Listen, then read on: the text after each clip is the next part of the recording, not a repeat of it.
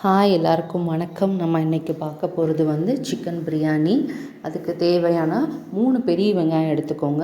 அதை நான் மிக்சியில் போட்டு இன்றைக்கி சாப் பண்ணி வச்சுட்டேன். அதுக்கப்புறம் அதுக்கு தேவையான 3 தக்காளி அதையும் சாப் பண்ணி வச்சுக்கோங்க.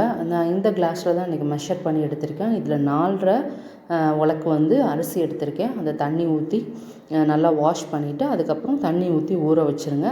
அப்புறம் இஞ்சி பூண்டு அதையும் பேஸ்ட் பண்ணி வச்சுக்கோங்க. அதுக்கப்புறம் ஒரு கைப்பிடி அளவு புதினா, ஒரு கைப்பிடி அளவுக்கு கொத்தமல்லி, ஸோ அதையும் நல்லா வாஷ் பண்ணி எடுத்து வச்சுக்கோங்க.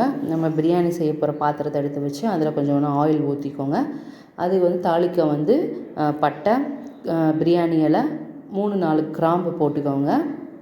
அதோட வாசனைக்காக ஏலக்காய் பொடி நான் போட்டிருக்கேன். நீங்கள் ஏலக்காய் இருந்தால் தட்டி போட்டுக்கோங்க. அதுக்கப்புறம் நம்ம அரைச்சி வச்சுருந்தோம் இல்லையா, அந்த வெங்காயம் அதை போட்டு நல்லா வதக்கிக்கோங்க. அது வதங்கிறதுக்காக கொஞ்சம் அதுக்கு சால்ட்டு போட்டுக்கோங்க. அதுக்கப்புறம் 2 பச்சை மிளகா போட்டுக்கோங்க. அப்புறம் நம்ம சாப் பண்ணி வச்சுருந்தோம் இல்லையா, அந்த தக்காளி, அப்புறம் இஞ்சி பூண்டு பேஸ்ட்டு. இந்த டைமில் நம்ம மிளகாப்பொடி போட்டோம்னா நல்ல நம்ம பிரியாணிக்கு கலர் கொடுக்கும். ஸோ அந்த டைம் நல்லா போட்டு அதையும் பச்சை வாசனை பொருளுக்கு வதக்கிக்கோங்க. அதுக்கப்புறம் நம்ம புதினாவும் மல்லியும் போட்டு அதையும் நல்லா வதக்கிக்கோங்க. அது நல்லா வதங்கின பிறகு 2 டீஸ்பூன் தயிர் ஊற்றியிருக்கேன். ஸோ அதையும் நல்லா வதக்கிக்கோங்க. அதுக்கப்புறம் அதோட நம்ம கொஞ்சோண்டு மல்லிப்பொடி, அப்புறம் கொஞ்சோண்டு சீரகப்பொடி அதையும் போட்டு நல்லா பச்சை வாசனை போகிற அளவுக்கு வதக்கிக்கோங்க. அதுக்கப்புறம் இன்றைக்கி நான் சிக்கன் 3/4 கிலோ எடுத்திருக்கேன். அதை நல்லா வாஷ் பண்ணி வச்சுருக்கேன். ஸோ அதில் நம்ம இப்போ சிக்கனை இதில் போட்டுடலாம். இதை போட்டு நல்லா கிண்டிக்கோங்க. இதோட எசன்ஸ் நம்ம சிக்கனில் நல்லா இறங்கணும். ஸோ அதனால் நல்லா கிண்டிட்டு ஒரு லிட்டு போட்டு க்ளோஸ் பண்ணி வச்சுடுங்க. நீங்கள் தண்ணியெல்லாம் ஊற்ற வேண்டாம், இதுலேருந்து தண்ணி வரும். ஸோ க்ளோஸ் பண்ணி வச்சுட்டு அதுக்கு தேவையான உப்பு போட்டுட்டு க்ளோஸ் பண்ணிவிடுங்க. க்ளோஸ் பண்ணி முடிச்சுட்டு வெந்துருச்சான்னு ஓப்பன் பண்ணி பார்த்துக்கோங்க. ஒரு 10 to 15 மினிட்ஸ் ஆகும். நல்லா வெந்துருச்சான்னு செக் பண்ணி முடிச்சுட்டு அதுக்கு தேவையான அளவு நம்ம தண்ணி ஊற்றணும். இப்போ ஒரு கிளாஸ்க்கு 1.5 கிளாஸ் மெஷர் பண்ணி நீங்கள் தண்ணி ஊற்றிக்கணும்.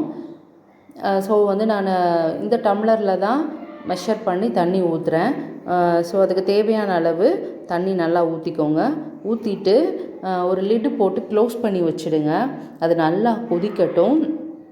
கொதித்த பிறகு தான் நம்ம அரிசி போடணும்.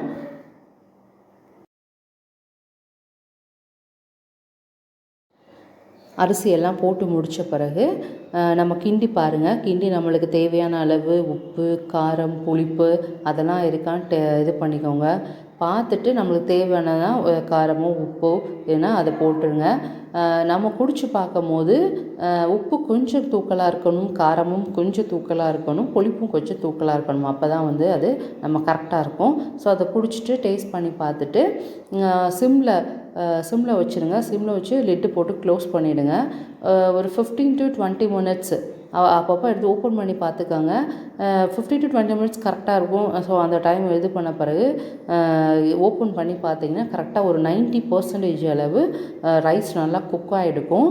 அதுக்கப்புறம் ஆஃப் பண்ணிவிடுங்க. ஆஃப் பண்ணிவிட்டு ஒரு வெள்ளை துணி இருக்குல்லையா, அதை போட்டு க்ளோஸ் பண்ணிவிட்டு மேலே மூடி வச்சு ஏதாவது ஒரு வெயிட் எடுத்து வச்சுருங்க. அப்போ அந்த தம் போட்டோன்னா நல்லா பொழுன்னு இருக்கும் அந்த பிரியாணி. ஸோ அது ஒரு 5 to 10 மினிட்ஸ் வச்சேன்னா கூட போதும், நல்லா குக் ஆகிடும். அதுக்கப்புறம் நம்ம ஓப்பன் பண்ணி பார்த்தோன்னா சிக்கன் பிரியாணி ரெடி. இந்த சேனலை லைக் பண்ணுங்கள், ஷேர் பண்ணுங்கள், சப்ஸ்கிரைப் பண்ணுங்கள்.